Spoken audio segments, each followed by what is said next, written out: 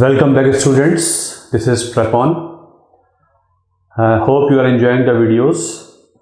आपको टर्म्स और definitions and phrases मैं कल समझा रहा हूँ इंडियन पॉलिटी में, और धीरे धीरे आपकी सब्जेक्ट में ग्राउंडिंग होने लगेगी। इन फ्रेजेस को, टर्म्स को जब आप बुक पढ़ेंगे, नोट्स पढ़ेंगे, तो उनको समझना बहुत आसान हो जाएगा इनको समझने के बाद। अभी तक हम लोगों ने 2 लेक्चर्स किए हैं जिसमें हमने कुछ basic terminology of Indian polity complete की है। आज आगे चलते हैं और देखते हैं कि और क्या क्या इम्पॉर्टेंट बेसिक कंसेप्ट्स हैं जो इंडियन पॉलिटी में हमको पता होने चाहिए ताकि सब्जेक्ट हमें समझ में आए। लास्ट लेक्चर में we discussed democracy and a few types of democracies. बहुत सारी टाइप्स होती हैं लेकिन कुछ हमने समझी हैं और देखा उनकी एप्लीकेशन एग्जाम्स में होती रहती है। We discussed a few questions also. Now another term which we use very frequently is government। एक टर्म इस्तेमाल करते हैं हम बार बार, कॉल्ड गवर्नमेंट। क्या होती है government? Government in political science is a very very big concept, but हम आप बहुत सिंपल शब्दों में समझते हैं कि गवर्नमेंट होती क्या है, बेसिक फंक्शन गवर्नमेंट का क्या होता है। बहुत ही क्रूड शब्दों में, बहुत ही आसान शब्दों में समझाता हूँ आपको। पहले तो ये समझिए कि गवर्नमेंट एक विजिबल एंटिटी है जो रिप्रेजेंट करती है स्टेट को। पॉलिटिकल साइंस में एक कंसेप्ट होता है स्टेट। स्टेट क्या होता है? स्टेट एक इनविजिबल एंटिटी है जो सोवरन है, फ्री फ्रॉम एक्सटर्नल कंट्रोल है, संप्रभुता है उसके पास एक टेरिटरी है जो उसकी टेरिटरी है। उस टेरिटरी पे वो सारे फैसले अपने लिए लेने के लिए इंडिपेंडेंट है, और उसको, वो जो स्टेट है, उसको एक्ट करने के लिए वहाँ के संविधान से लेजिटिमेसी मिली हुई है जो कि वहाँ के लोगों ने उसको दी है। तो स्टेट एक बड़ा एब्स्ट्रैक्ट कंसेप्ट हो जाता है।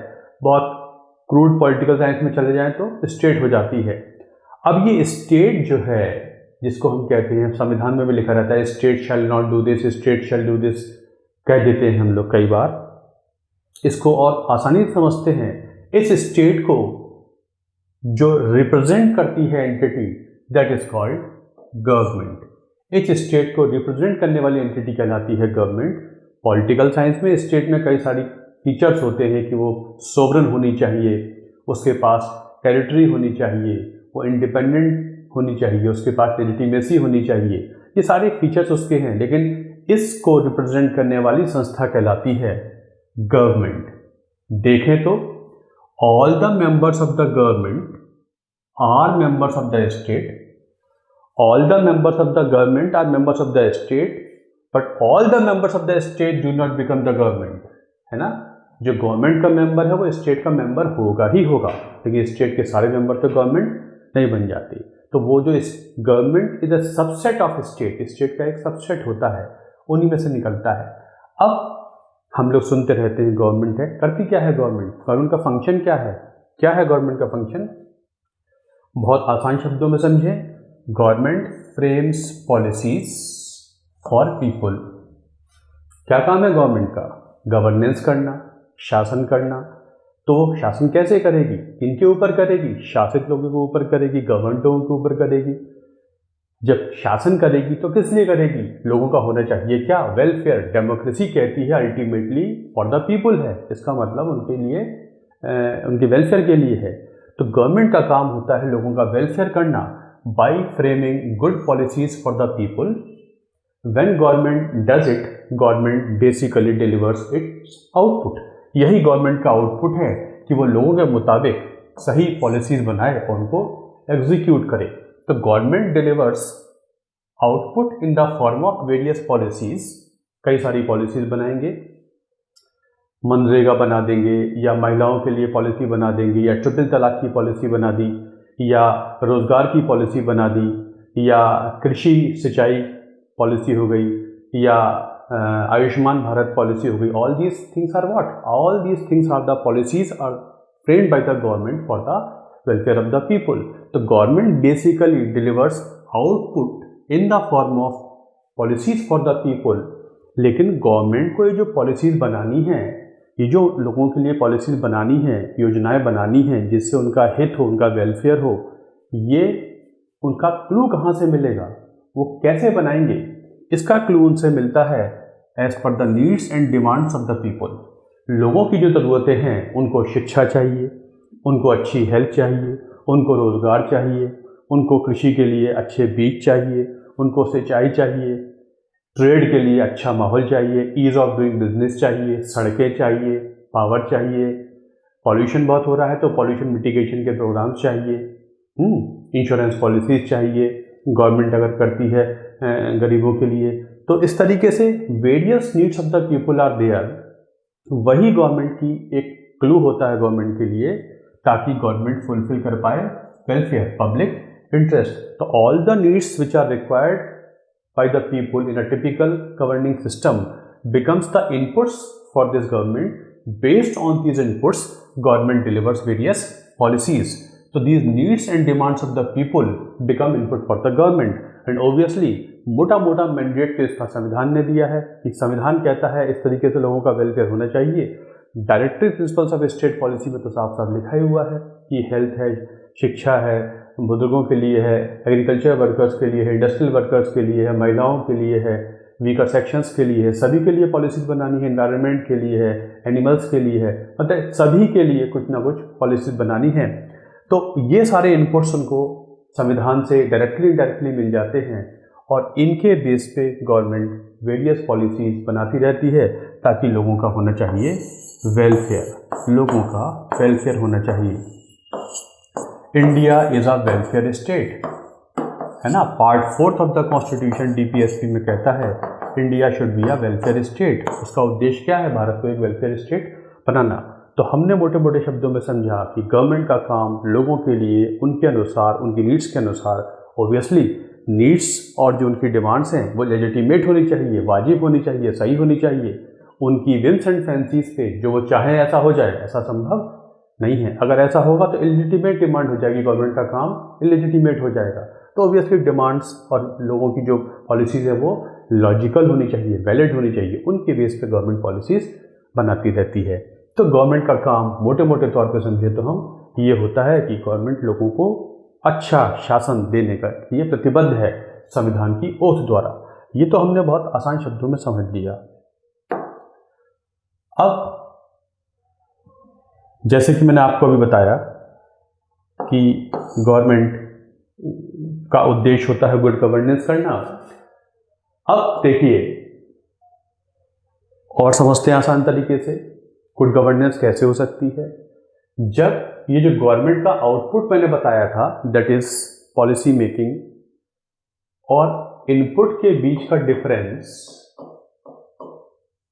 और क्रूड लैंग्वेज में बता रहा हूं आपको, जब आउटपुट और इनपुट बीच का डिफरेंस 0 हो तो हम कह सकते हैं सुशासन है, गुड गवर्नेंस है। कहने का मतलब गवर्नमेंट की पॉलिसीज बिल्कुल वैसी ही हैं जैसी लोगों की नीड्स और डिमांड्स हैं, है ना।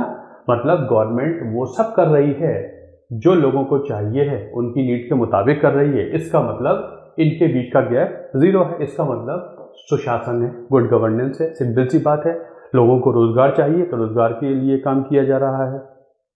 लोगों को अच्छी शिक्षा चाहिए तो शिक्षा, न्यू एजुकेशन पॉलिसी आ गई है।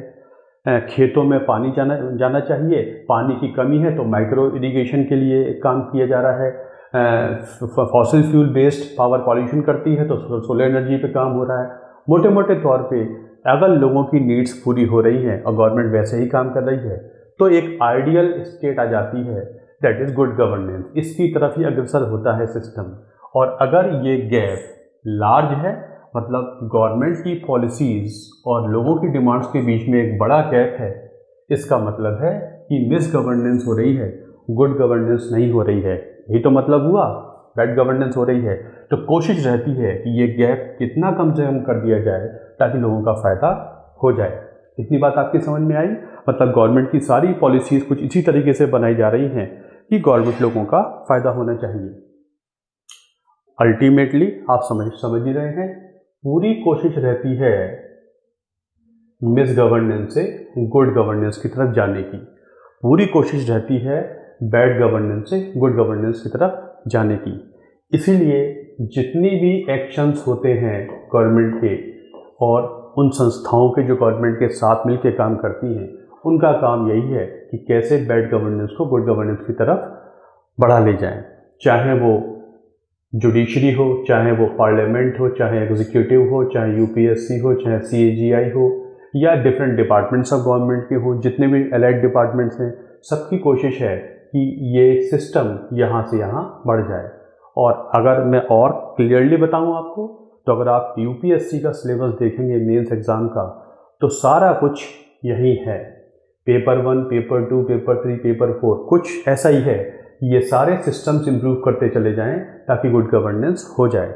चाहे वो पेपर 1 हो, ज्योग्राफी हो, सोसाइटी हो, चाहे वो हिस्ट्री हो या उसकी सिग्निफिकेंस हो, चाहे पॉलिटिकल सिस्टम हो, सुप्रीम कोर्ट की जुडिशियल सिस्टम्स हो, या जितनी भी पॉलिसीज़ गवर्नमेंट की हैं, या डिफरेंट डिपार्टमेंट्स हैं, या ऑर्डिनेंस मेकिंग पावर है, या लोगों के लिए योजनाएं बनाई गई हैं, जितनी भी चीज़ें हैं गवर्नमेंट वगैरह गवर्नमेंट एजेंसीज करती हैं, वो सब की सब अपने फंक्शन को इम्प्रूव करने की तरफ काम करें।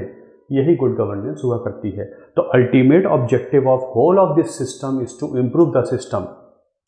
चाहे सरकार में काम करने वाले लोग हों, उन्हें इथिकली काम करना चाहिए, करप्शन कम से कम हो, ट्रांसपेरेंसी हो, अकाउंटेबिलिटी हो। पेपर 4 जो यूपीएससी का है वो यही तो है कि उन्हें उस फ्रंट पे ठीक कर दें। पेपर 3 में इकोनॉमिक सिस्टम आ जाते हैं, एग्रीकल्चर आ जाता है, डिजास्टर मैनेजमेंट आ जाता है, इंटरनल सिक्योरिटी वगैरह आ जाती है। क्या है ये? इंटरनल सिक्योरिटी को ठीक करने, ताकि चैलेंजेस ना हो, रॉइट्स वगैरह ना हो, या आतंकवाद ना हो, या टेररिज्म ना हो, ये सब इंसर्जेंसी ना हो, उसको हम ठीक करेंगे। यही तो मतलब होता है। इकोनॉमिक सिस्टम ठीक करें, लोन अवेलेबल कराएं, एंटरप्रेन्योरशिप बढ़ाएं, लोगों में एडवेंचर एंटरप्राइजिंग एबिलिटी लोगों को इम्प्रूव करें, ताकि आत्मनिर्भर भारत हो जाए। तो बेसिकली कोशिश यही है कि बैड गवर्नेंस से गुड गवर्नेंस जाने के हिसाब से ही पॉलिसी बनानी चाहिए। और इस पूरे सिस्टम को बनाने वाली संस्था को कहते हैं गवर्नमेंट, जिसमें सारी एजेंसीज शामिल होती हैं। लेकिन हम सरकार के तौर पे सिर्फ वही सरकार मान रहे हैं जो इलेक्ट होकर आती है राज्यों में और सेंट्रल गवर्नमेंट में। तो ये सारी संस्थाएं मिलकर गुड गवर्नेंस की जिम्मेदारी लेती हैं। अगर मान लीजिए मुझको न्याय चाहिए है, मेरे शहर में कोर्ट है, लेकिन मैं कोर्ट तक मेरी पहुंच ना हो, तो इसका मतलब ये गुड गवर्नेंस का सिंबल नहीं है। कोर्ट तो है, जज भी बैठे हुए हैं, लेकिन मेरी कोर्ट तक पहुंच नहीं है, क्योंकि मैं पढ़ा लिखा नहीं हूं, या मेरे पास पैसे नहीं हैं, या वहां तक मैं पहुंच नहीं पाता हूं, वकील साहब की फीस बहुत ज़्यादा है। इसका मतलब वो सिस्टम स्मूथन नहीं हुआ है, इतना ईजी नहीं हुआ है कि सब तक न्याय की पहुंच हो सके। इसका मतलब गुड गवर्नेंस नहीं है। इसीलिए जस्टिस डिलीवरी सिस्टम को इम्प्रूव किया जाए। अगर सिस्टम ट्रांसपेरेंट नहीं है, अगर मैं अपनी किसी ग्रीवांस के साथ सरकारी डिपार्टमेंट में जाता हूँ, मेरी बात नहीं सुनी जाती है, अगर उसका निराकरण नहीं होता है, इस निवारण नहीं होता है प्रॉब्लम का, इशू का, इसका मतलब I am in a problem. My government, my systems are not working properly. The whole effort of any governmental system is to give sushasan to the people. And to do all this, all these organs, they draw legitimacy, validity from a document called Constitution. और इस सबको करने की उन्हें power, उनको legitimacy, validity कहाँ से मिलती है? उस देश के संविधान से मिलती है।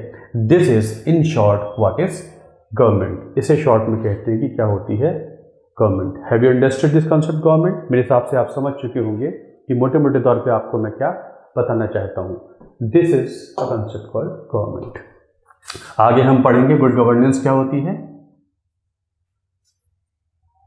आगे चल के हम पढ़ेंगे गुड गवर्नेंस क्या होती है, और डिटेल में पढ़ेंगे। वैसे मैंने काफी कुछ बता दिया। रूल ऑफ लॉ एक कंसेप्ट होता है। Rule of law, what is rule of law? क्या होता है रूल ऑफ लॉ? सुनते रहते हैं रूल ऑफ लॉ होना चाहिए। The concept was given by A.B. Dicey in England. उसको मैंने और थोड़ा सा प्रस्तुत कर दिया है, बढ़ा दिया है। रूल ऑफ लॉ क्या होता है? रूल ऑफ लॉ के कुछ बेसिक फीचर्स होते हैं, कुछ उसके बेसिक कैरेक्टरिस्टिक्स होती हैं।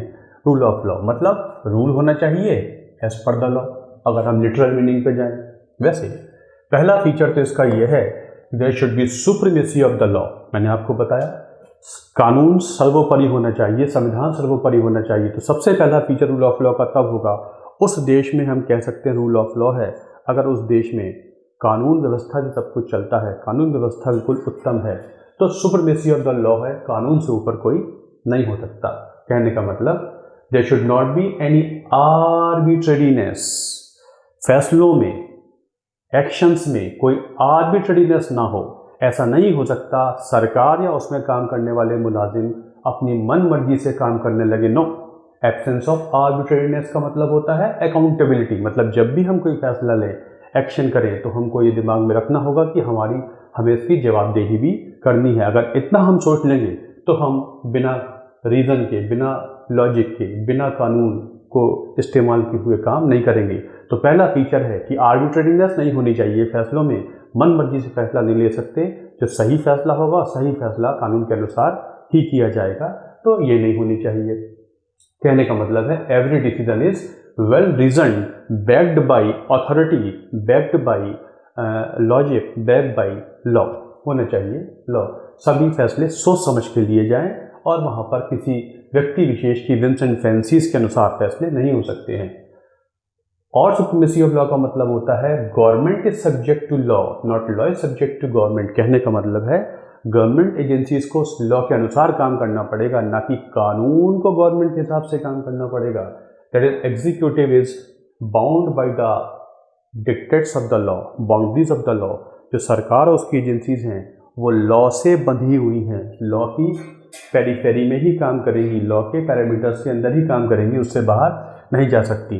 मोटे मोटे तौर पे इस फीचर का मतलब हुआ कि लॉ सबसे इम्पॉर्टेंट है, लॉ के तहत ही काम होगा। ये पहला फीचर है रूल ऑफ लॉ का। जब हम कह देते हैं उस राज्य में रूल ऑफ लॉ नहीं है, क्या मतलब है? वहाँ पर अराजकता है, एनार्की है, लॉलेसनेस है। क्या मतलब है?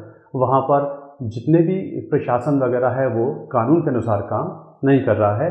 वहाँ पर चोरी चकारी ज़्यादा है, डेकोइटी ज़्यादा है, वहाँ पर परेशानियाँ ज़्यादा हैं, डिफरेंट क्राइम्स रेट ज़्यादा है। इसका मतलब ये है कि वहाँ कानून के अनुसार काम नहीं हो रहा है। दूसरा फीचर होता है equality before law.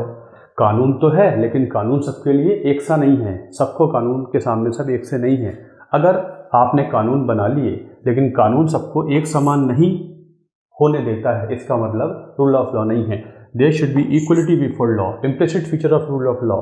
Law applies equally to all, सबके लिए कानून बराबर है, कानून सबके लिए बराबर है। हाई माइटी हो चाहे वो हम्बल व्यक्ति हो, सबके लिए कानून एक सा है। अगर कानून डिफ्रेंशिएट करेगा इसका मतलब रूल ऑफ लॉ वहाँ पर नहीं होगा। अगर इस क्राइम की सज़ा इतने साल है तो चाहे वो टॉप का व्यक्ति हो या नीचे का व्यक्ति हो, सबके लिए सज़ा उतनी ही होगी। मतलब भेदभाव ना हो जहाँ तक कानून लागू करने की बात है। इक्वलिटी बिफोर लॉ एक और फीचर है रूल ऑफ लॉ का, कानून के सामने सब एक हैं। दूसरा फीचर हो गया रूल ऑफ लॉ का। तीसरा फीचर है रूल ऑफ लॉ का, liberties of people are codified and protected under the law. अब समझिए, डेमोक्रेटिक गवर्नमेंट का होने का एक सबसे इंपॉर्टेंट फायदा ये है कि मुझको राइट्स और लिबर्टीज मिली हुई हैं, मुझको राइट्स और लिबर्टीज प्रदान की गई हैं, मेरी राइट्स और लिबर्टीज का ख्याल रखा जाता है। तीसरा फीचर ये कहता है कि ये जो लिबर्टीज हैं, मेरी राइट्स वगैरह हैं, ये किसी व्यक्ति विशेष की कृपा के अनुसार नहीं है, किसी एजेंसी की कृपा से नहीं मिलते हैं, ये बाकायदा लिखे हुए हैं और संरक्षित हैं संविधान द्वारा, लॉ द्वारा, कॉन्स्टिट्यूशन द्वारा। So all the liberties of people are well codified and are protected by the law, protected by the constitution. If I have freedom of speech and expression, I get that from the constitution itself. संविधान से मिलता है, किसी की इच्छा से नहीं मिलता कि उन्होंने चाहा तो दे दिया, नहीं चाहा तो नहीं दिया। तो मतलब तीसरा फीचर ये कहता है कि मेरे अधिकार बाकायदा सुरक्षित और संरक्षित हैं संविधान में। अगर ऐसा है तो रूल ऑफ लॉ है, वरना तो अगर सरकारों के हाथ में अगर ऐसा हो तो वो तो आज है कल नहीं है, इनके लिए है इनके लिए नहीं है, ऐसा नहीं है। My liberties have so much sanctity that they are well mentioned in the Constitution. I get them from the Constitution, not by the well-wishing of the governmental agencies. तो तीसरा फीचर ये होता है that if liberties are violated, then there can be judicial intervention. Obviously, अगर मेरे अधिकारों का हनन होगा तो मैं सीधे कोर्ट जाकर उनको वापस लेने की प्रार्थना कर सकता हूँ, क्योंकि मुझे मेरे संविधान ने ये गारंटी के तौर पे दिए हैं। तो अगर लोगों की लिबर्टीज़ वगैरह फ्री नहीं हैं, अगर वो सुरक्षित नहीं हैं, तो भी रूल ऑफ लॉ नहीं है। किसी के कुछ भी कहने पे जेल में डाल दिया जाए, कभी भी उनके मूवमेंट पे पाबंदी लगा दी जाए, वो क्या व्यापार करेंगे क्या नहीं करेंगे, वो उनकी जो इंडिविजुअल ऑटोनॉमी है, वो डिसीजन मेकिंग सिस्टम है, वो सब कोई और एजेंसी डिसाइड करे। टोटलिटेरियन गवर्नमेंट का कंसेप्ट होता है जिसमें ये कहा जाता है गवर्नमेंट ये कहती है जैसा मैं सोचूं वैसा तुम सोचो। तो वो सिस्टम होता है टोटलिटेरियन गवर्नमेंट, जहाँ सोचने की आज़ादी ना हो, बोलने की आज़ादी ना हो, अपने लिए अपने हिसाब से करने की आज़ादी ना हो। इसका मतलब लिबर्टीज मेरी फ्री नहीं है। अगर ऐसा है तो उस सिस्टम में जुडिशियल इंटरवेंशन भी होना चाहिए। वहाँ के कोर्ट कितने यू कैन से मुस्तैद हैं, कितने एक्टिव हैं, कितने अटेंटिव हैं मेरे अधिकारों के प्रति, ये भी डिसाइड करेगा कि वहाँ के रूल ऑफ लॉ कैसा है। फोर्थ फीचर है certainty of punishment in case of breach of law. मतलब उस सिस्टम में कानून तो है, संविधान भी है, एजेंसीज भी हैं, लेकिन क्राइम करने वालों को कोई डर नहीं है। वो जानते हैं कि हम क्राइम करेंगे तो स्कॉट फ्री निकल जाएंगे, हमें कोई भी सज़ा नहीं होगी। अगर कुछ ऐसी धारणा बनी हुई है उन लोगों में कि कानून होने के बावजूद भी हमको डर नहीं है क्योंकि हम बाईपास कर जाएंगे कानून को, यदि ऐसा है तो रूल ऑफ लॉ नहीं है। मतलब अगर कानून ब्रीच हुआ है, कानून टूटा है, कानून का पालन नहीं हुआ है, तो ऐसे सिस्टम्स होने चाहिए, इंस्ट्रूमेंट होने चाहिए, रूल्स होने चाहिए, एजेंसीज होनी चाहिए कि उसकी सज़ा मिलनी ही मिलनी है। जितनी ज़्यादा इसकी पॉसिबिलिटी है कि गलत किए की सज़ा मिलेगी, उतना ही कह सकते हैं रूल ऑफ लॉ है। Certainty of punishment in case of breach of law also will lead to the establishment of rule of law. There should be fear of law, है ना, फियर ऑफ लॉ होना चाहिए। Fear word थोड़ा सा negative चला जाता है। There should be you can say respect for law. अगर मैं और अच्छी तरीके से बोलूँ, there should be respect for law. Fear तो एक निगेटिव कोनोटेशन दे देता है, कानून के प्रति एक रेस्पेक्ट होनी चाहिए, तभी तो आप क्राइम नहीं करेंगे। और पांचवा फीचर है obviously law there should be fair, just and reasonable. Obviously कानून होना एक बात, कानून का सही होना उससे बड़ी बात। मैंने कानून बना दिया कि ये कानून बनाया जाता है कि जो भी गवर्नमेंट के खिलाफ बोलेगा उसे जेल में डाल दिया जाएगा। अब कानून तो है और जिसने बोला उसे जेल में डाल दिया। This is not law. Law should B right also. तो कानून फेयर भी हो, जस्ट भी हो, रीजनेबल भी हो। अगर कानून होना पर सफिशिएंट नहीं होता, कानून का सही होना भी उतना ही ज़रूरी है। Law itself is not sufficient, right law should be there. तो law should be fair, just and reasonable होना चाहिए। कानून को संविधान की कसौटी पे खरा उतरना चाहिए। अगर ये सारे पांचों फीचर्स आपको मिलते हैं तब हम कह सकते हैं रूल ऑफ लॉ हुआ करता है। This is rule of law कि सुपरमेसी ऑफ द कॉन्स्टिट्यूशन होना चाहिए। सबसे इम्पॉर्टेंट है कि उस देश में संविधान जो है वो सर्वोपरि, मतलब कानून सर्वोपरि होना चाहिए। वहाँ पर इक्वलिटी बिफोर लॉ होना चाहिए। Liberties of the people are codified and protected by the law, and there should be respect for law, and law should be fair, just and reasonable. अगर ये सब है तो रूल ऑफ लॉ कहा जा सकता है। तो this is my dear friend the concept called rule of law. आप मेरी बात समझ रहे होंगे। पॉलिटी के बेसिक कंसेप्ट, छोटे छोटे कंसेप्ट जिनको हम मिस कर जाते हैं। रूल ऑफ लॉ तो बहुत कॉमन फ्रेज है, रूल ऑफ लॉ होना चाहिए। हम किताब में पढ़ के आगे बढ़ जाते हैं। यूपीएससी में क्वेश्चन आ जाता है, 4 ऑप्शन से बड़े मार्जिन पे हैं, बताइए क्या है। तो इनको हम बहुत गहराई से समझते जाएंगे, पता भी नहीं चलेगा, बहुत आसानी से हम बहुत सारी चीज़ें सीख जाएंगे। So this is all for today. और लेक्चर्स लेके आते रहेंगे और कंसेप्ट लेके आते रहेंगे, करंट इश्यूज भी लेके आता रहूँगा आप लोगों के लिए, ताकि आपकी तैयारी बहुत अच्छे तरीके से होती रहे। आपके कमेंट्स बहुत फेवरेबल हैं, बहुत अच्छे कमेंट्स आप लोगों के आ रहे हैं। उसमें पीपल आर डिमांडिंग कि कुछ पेड कोर्सेज भी हो, इंडियन हिस्ट्री के module courses, geography courses etcetera. तो आई एम ट्राइंग कि किस तरीके से मैं आपको डिफरेंट एग्जाम्स के लिए मॉड्यूल कोर्सेज भी देने की कोशिश करूं। So in the days to come we will see that we are able to bring for you certain courses which will cater to your exams. Different exams के लिए courses लाने की कोशिश कर रहा हूँ ताकि आपका फ़ायदा हो। So thanks a lot for watching this video. Thank you.